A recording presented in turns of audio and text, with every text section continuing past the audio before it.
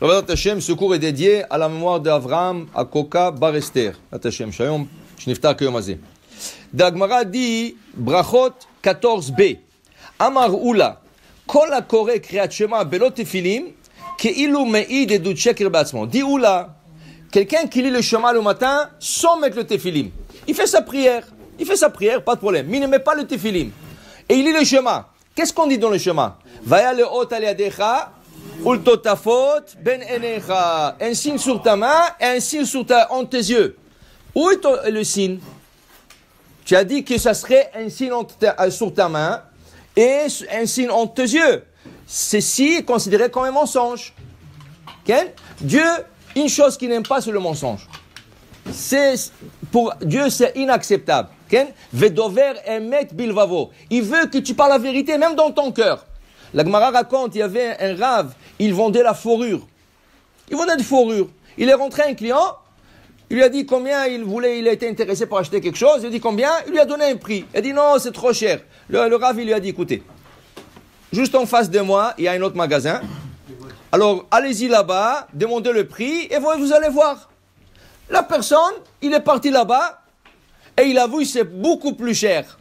Beaucoup plus cher. Il avait raison celui-là, il est honnête. Il est retourné le voir. La chose est, le rabbin, il s'est mis à faire mincha.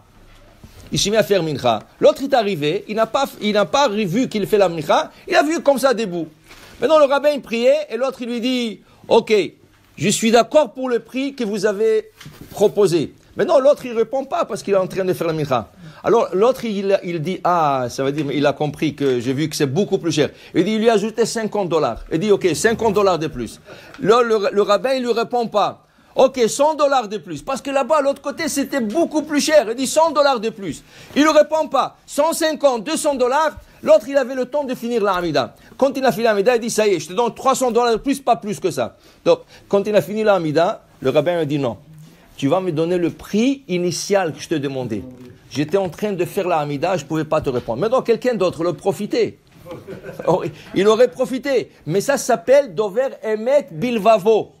Il avait le émet, la vérité, même dans son cœur. Ça veut dire que tu penses quelque chose, dis-le, fais-le comme ça. Okay? Alors, une chose qu'Hachem n'aime pas, c'est le mensonge. Alors, ne viens pas le matin, tu dis, où est le tefilim? Tu as dit ça dans le schéma, où est le tefilim? Oui, tu as fait, est-ce que maintenant, il faut savoir. Maintenant, il y a deux choses. Il y a la prière, il y a le tefilim. C'est deux choses différentes. Okay? Il faut distinguer entre la prière et le tefilim. Ça ne veut pas dire qu'il ne va pas être payé pour ce qu'il a fait. C'est sûr qu'il va être récompensé dans le ciel pour la prière. Mais d'autre part, ils vont lui dire, mais tu étais menteur là. Okay? La même chose.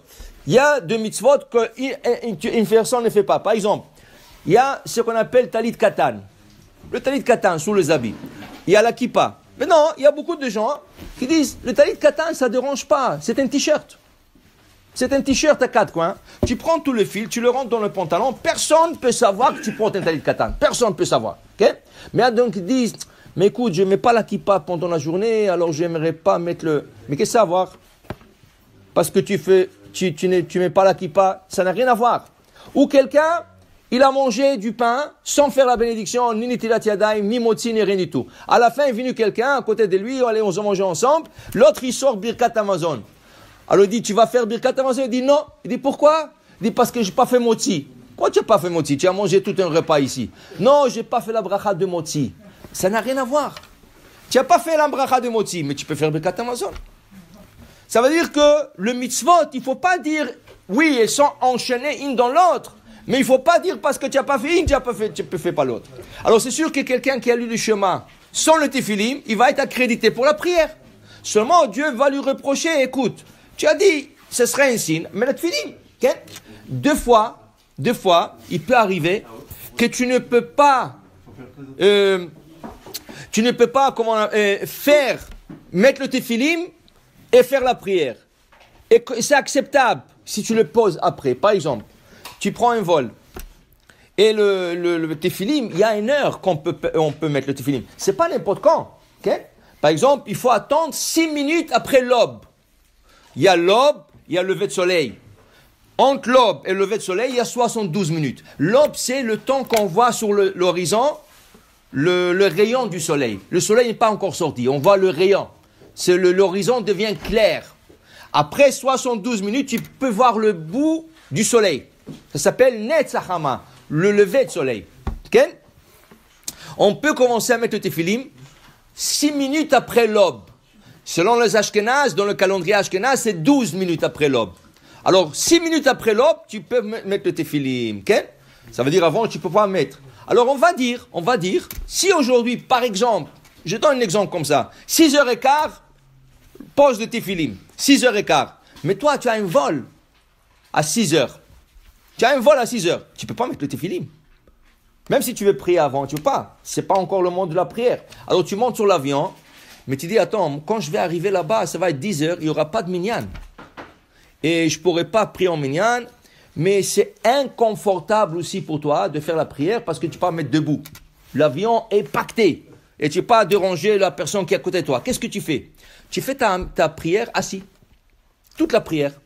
Le Shema, la Hamida, toute la prière tu fais. C'est téphilim, non? Le téphilim, quand tu vas arriver à destination, quand tu rentres chez toi à la maison, tu vas mettre le téphilim. Mais qu'est-ce que tu vas faire? La bracha, l'aniach téphilim. Tu vas lire le Shema encore en complet. Tu veux le Shema. C'est tout. Tu as fait déjà la prière. Alors la prière a été faite. Ah, mais comment? Tu as dit dans l'avion, tu as dit Valot aliadecha ou le totafot benecha et tu ne les avais pas. Oui, mais tu ne pouvais pas.